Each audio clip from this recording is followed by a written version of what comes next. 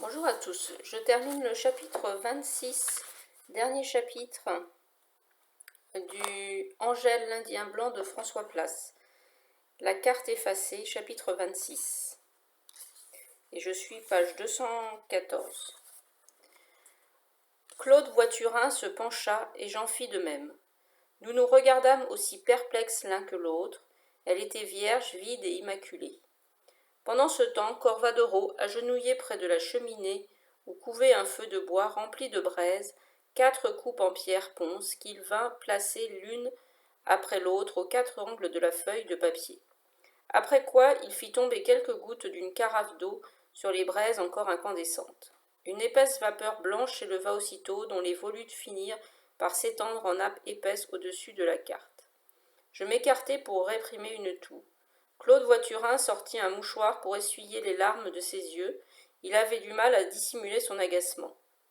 Imperturbable, Corvadoro retourna encore vers le fond de son atelier. Cette fois, il en revint avec un sachet de cuir. Il en retira une poignée de fleurs séchées dont il saupoudra les foyers à demi éteints. Il y eut un léger crépitement. Les fleurs de mer se consumaient sans hâte, mais leur parfum envahit instantanément toute la pièce. Et là, sous nos yeux ébahis, sous le couvercle de vapeur qui s'élevait vers le plafond, la terre australe commença tout doucement à se dévoiler. Un dessin mouvant, traversé de lumière et d'ombre, indécis comme l'atmosphère de cet étrange hiver que nous y avions vécu. Peu à peu, sortant de la brume, apparurent la porte de pierre, la crique du cimetière des baleines, les détroits et leurs côtes couvertes de forêts, les villages des deux bouches, le piton de l'homme-oiseau. Ni vous ni moi n'avons rêvé, murmura dans un souffle Corvadoro. Cette terre existe bel et bien, mais de la plus étrange des façons. C'est pourquoi il est impossible d'enlever la carte. Je l'ai tenté tout comme vous, et je l'ai vu, moi aussi, s'effacer peu à peu, comme si un brouillard identique à celui qui nous a accueillis lorsque nous l'avons abordé pour la première fois la recouvrirait entièrement. Tout ce que vous voyez ici est de ma propre main, et vous avez devant vous le seul moyen de le faire réapparaître. Sans ces fleurs de mer, une que des jeunes hommes vont chercher loin en mer et au péril de leur vie, sur les îles volcaniques, guidés pendant tout leur voyage par le vol de grands oiseaux amoureux du vent, le pays des deux bouches disparaîtrait. Il ne semble exister que dans les songes de ce peuple, entretenu pendant l'interminable nuit d'hiver par les récits des anciens.